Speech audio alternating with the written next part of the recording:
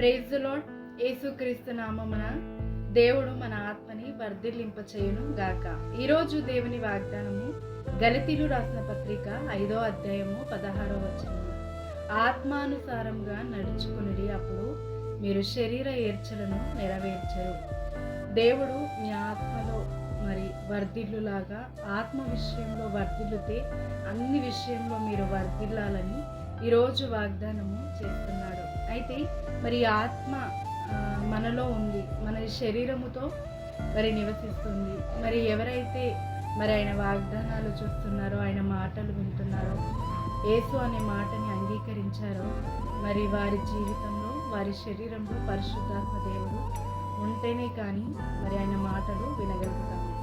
అయితే ఈ ఆత్మకి దేవుడే మనకి సహాయం చేస్తున్నాడు. ఏ విధంగా అంటే, పరిశుద్ధాత్మ దేవుడు మనలో నివసిస్తున్నాడు గనుక మనకి ప్రతిదినం ఆత్మానుసారంగా నడుచుకునే కృపని దయచేస్తాడు. అంటే ఎగ్జాంపుల్, ప్రార్థన చేసుకోమని చెప్పడం కానీ, అదేవిధంగా దేవుని మాటలు వినడము, వాగ్దానాలు ప్రతిరోజు దేవుడు నీతో ఏ వాగ్దానం చేస్తున్నాడో ఆసక్తితో వినులాగా సహాయం చేయడం కానీ, ఇంకా దేవుడు ఎవరి నుంచైనా మాట్లాడడం కానీ, బైబిల్ చదవడం కానీ, ప్రార్థించడం కానీ, అన్ని స్పిరిచువల్గా ఎదగడానికి ఒక జ్ఞానముతో మిమ్మల్ని నడిపించడము, ఇది మంచిది, ఇది రైట్, ఇది రాంగ్, ప్రతిదీ మీలో ఉండి ఒక ఉద్దేశాన్ని, ఒక ఆలోచనని కలగ చేయడమే, అది గుర్తు మనము కలగ చేసుకోవడమే అది పరిశుద్ధాత్మ సహాయం.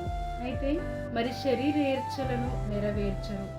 ఎలా అంటే, శరీరము ద్వారా అనేక కీడు జరుగుతాయి.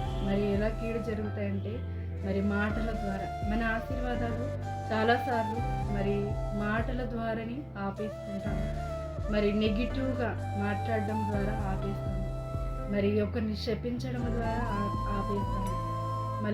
ఎక్కువగా శరీరముతో మనము ఆ విధంగా మాట్లాడడం కానీ, ఆలోచించడం కానీ నెగిటివ్ ఫోర్స్తో ఉన్నప్పుడు అలా జరుగుతాయి. కాబట్టి ఆ బలహీనతల నుంచి కూడా దేవుడు విడిపిస్తాడు.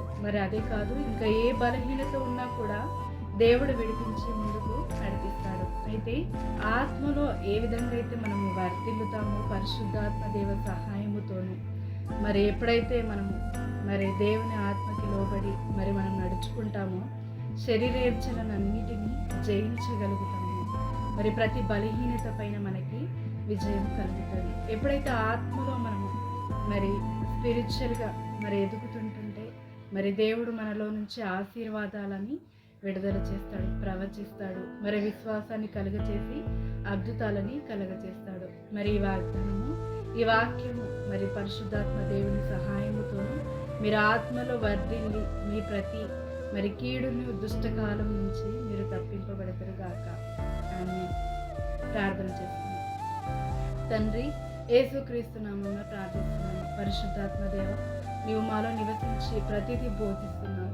ఇదిగో తండ్రి, నీలో వర్ధిల్లుటకు, ఆత్మలో వర్ధిల్లుటకు, ఆత్మకి కావాల్సిన ప్రతి ఆహారాన్ని నువ్వు దయచేయమని, ఇదిగో తండ్రి, ఎలాంటి కీడును మాకు తగలకుండా, శరీరము ద్వారా ఇతరుల శరీరాల ద్వారా కలగకుండా వాటన్నిటి నుంచి తప్పించి నీ కృపతో నడిపించమని, ఈ ప్రార్థనలో పాల్గొన్న ప్రతి ఒక్క ఆత్మని వర్ధిల్లింపచేసి అన్ని విధాలుగా ఆశీర్వదించమని యేసుక్రీస్తు నామమున ప్రార్థిస్తున్నాము తండ్రి.